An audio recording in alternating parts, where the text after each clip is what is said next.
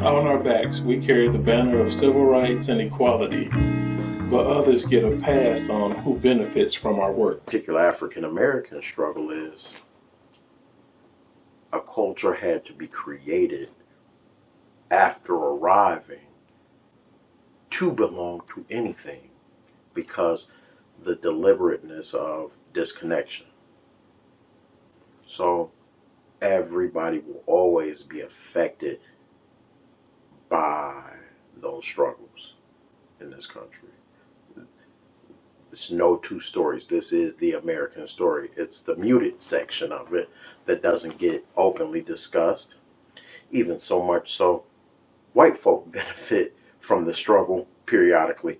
Now that we have gone to this post-civil rights era, now you hear the holler of, oh, we are getting reverse discriminated against.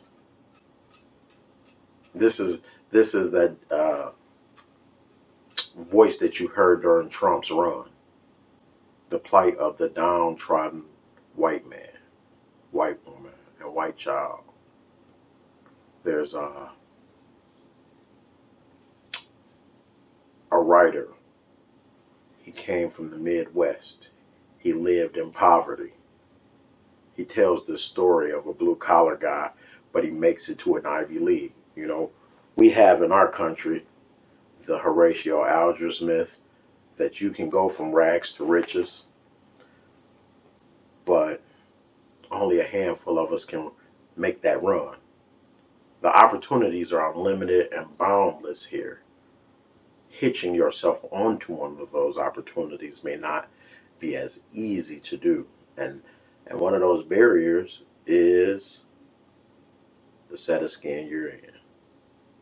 There are times other people's agendas are more vocally promoted post the civil rights era. So you get women's liberation, which was already in the works for suffrage, but those white women needed to climb on the back of the black women to have a strong enough hand. They started off with 2 digits and needed to get a grip on things and could knock some things down. Yes, they've made some headway, but until you start talking about black women being a part of the group and treated as equals for the purpose of their movement, but for the civil rights movement, none of that happens. It would have not gotten traction. The civil rights movement is it.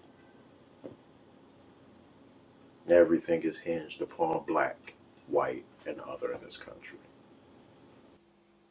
I think that all minorities carry a piece of that burden. I think that all Indians, all Mexicans, all every person who is not fair of skin carries part of that burden. I think that they are not blessed with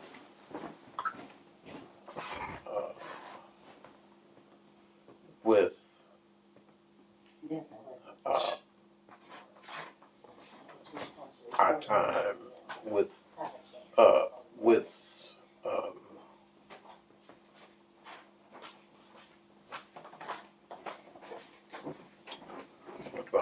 how do I want to say it? We're not blessed with our efforts. We did the effort to make them rich. The work that we put into this country, we will never get. The energy that we put in, we'll never get it back. It is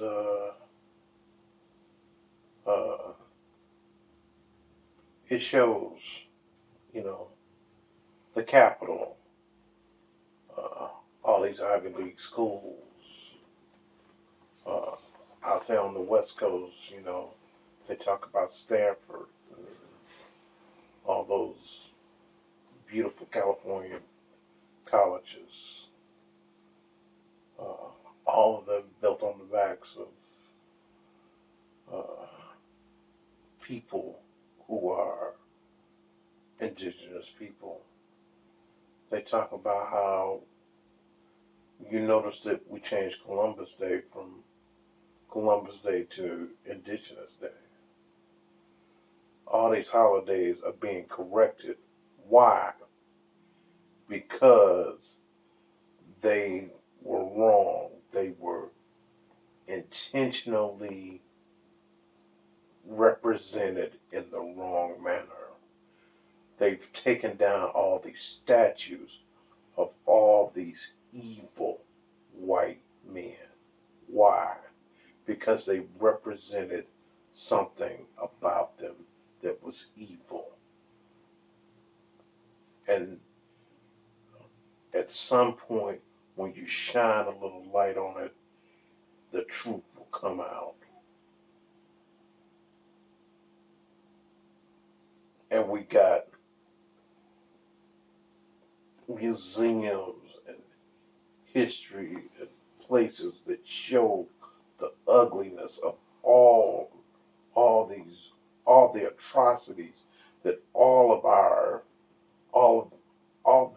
the atrocities that all us minorities have suffered. Not just blacks, not just the Indians. The Indians are still fighting over that pipeline. They keep talking about. They're talking about the 400 years that we have been slaves. How the Asian Americans have been fighting for talking about them coming over World War II. And the internment camps. Yeah, so you name it, we have so many things to talk about. The Mexicans in Texas and in Florida, you name it, we have something to talk about. All of us have something to fight about. I totally agree with you. I hadn't looked at it that way because I only thought about it from the view of Mama's struggle and her hand in what she taught us about civil rights. But that doesn't, and so it was not inclusive. I hadn't given any thought to the other people of color that suffered, not as greatly as we did, because we were used. Well, I take that back because I watched something on Netflix about the railroad and how they brought the Chinamen over here for nothing, and then they slaughtered them in some areas after they helped build the railroads. And they pitted them against the black people. So it's always been because we have a resilience that most minorities don't have. We're fighters. We've had to fight so long because somebody's always been on our necks. And there are some groups that I think that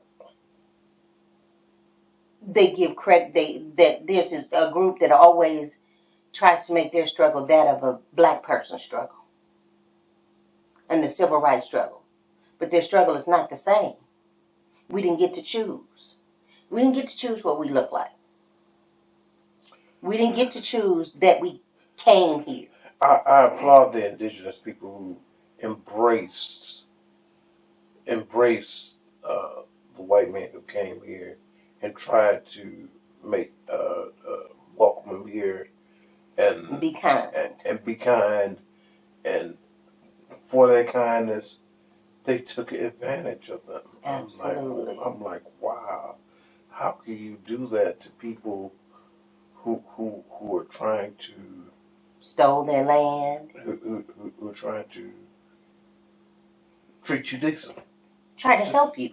You came to an unknown country and trying to teach you and how to work the land. Then tried to take claim for it. Like you had just come over here and there was nobody here. You just walked over here and then there was nothing here. So you claimed the land and tried to make it be, oh, well, there was nobody there when we got there.